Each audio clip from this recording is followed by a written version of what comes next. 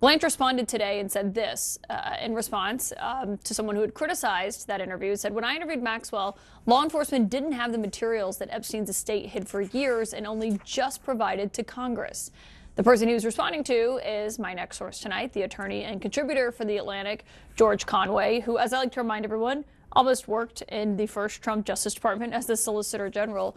But you were criticizing Todd Blanche and saying, you know, you interviewed Ghislaine Maxwell. It didn't seem like you had any idea about these emails or what happened there. What do you make of him acknowledging that the Justice Department did not have these emails in their possession? Well, I mean, first of all, I kind of find that hard to believe. I mean, maybe it's true, but these documents were ready to be produced by that estate. And I think I'm supposed the reason why they were produced by the estate to Congress in this batch was that they were produced in civil litigations. And I assume that the same trove of documents was requested by grand juries in the past. Maybe, maybe not. But even setting that aside, the questioning of Ghislaine Maxwell, I mean, I was a partner at a major New York law firm for 25 years. And if an associate came to me with that questioning of any subject in any deposition where there were no follow-up questions asked, where you're just simply taking the words of someone who has something to hide and saying, oh, there was no inappropriate conduct. Well, what do you mean inappropriate conduct? Did you see this? Did you see that? And saying things like, oh, I never saw him at the house. And you would say, okay, well, you never saw him at the house. Did you ever hear that he was at the house? Did anyone email you that was at the house? If I saw a deposition like that was taken where no follow-up questions were asked, even if you didn't have the documents, even if you had an excuse not to have the documents, but normally you would want to get the documents and prepare yourself with some of the documents before you take the deposition, the same way you prepare for going on TV. I mean, which has much lower stakes than interviewing an accomplice. Yes. But on that front, you know, when you read her answers, what she said then, I mean, she claimed even in that interview that Jeffrey Epstein hadn't really done anything wrong and praised him basically, which obviously we know is not true. I mean, when you read that and you read these emails where he's saying Trump is the dog that hasn't barked in 2011, and she says, I've been thinking about that too. Do you think that she was just lying to the Deputy Attorney General? I mean, I'd have to go through the transcript to say which statements were true and untrue, but a lot of her testimony was kind of squishy in a way, and so, you know, I don't remember this, I don't remember. You have to ask the questions very crisply, and you have to ask them multiple ways, and they were in a position. Todd Blanche was in a position both to, I mean, first of all, Deputy Attorney General. Why isn't it somebody like somebody who did the investigation asking the questions?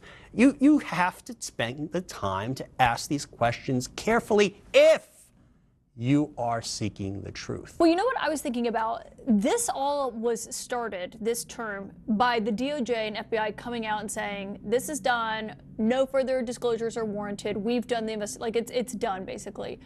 If the DOJ didn't have these emails, why would they not have subpoenaed Jeffrey Epstein's estate like Congress did for these emails? I mean, I just think this is something that MAGA would look at and say, well, that means it wasn't a very thorough investigation, it seems. Because it was for the same reason that the questioning was so terrible and so lousy and so haphazard. Because this wasn't a search for the truth. This was a search for sound bites to make to try to get Donald Trump off a political hook. And it wasn't about truth, and it wasn't about justice, and it wasn't about the victims who he wouldn't even speak with when he's tweeting at me on social media. I mean, this wasn't about justice, and this wasn't about a Deputy Attorney General doing his job. To be fair, you're tweeting a lot too, as we know. But can I ask you, because one thing that was brought up last night by Scott Jennings was, why did Democrats never talk about this when Biden was in office? Why is this only something that the party cares about now in terms of getting justice for these women who were girls at the time? I think it's a fair question. We've asked it to Democrats.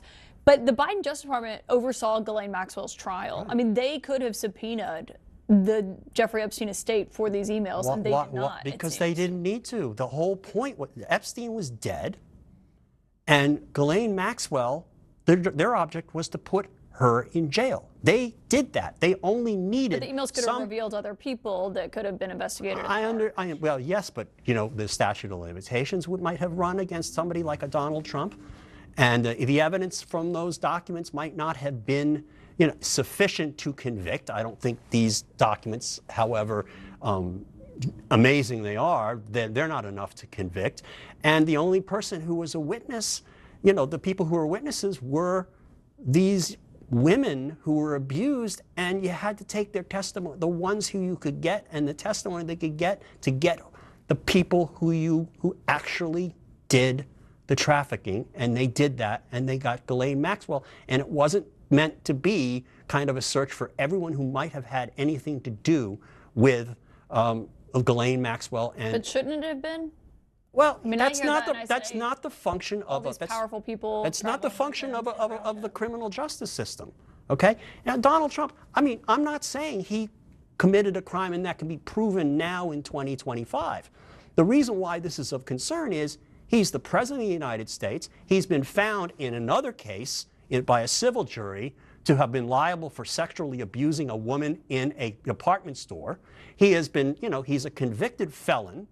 And he's had dozens and dozens of women, you know, dozens of women accuse him, older women, accuse him of sexual abuse. And we've never, you know, they're different people at different times, and they all had no reason to lie. And this is of a piece. And, you know, sometimes justice takes a while. Yeah, and of course he's denied all that and is trying to overturn that conviction. George Conway, thank you for joining us tonight.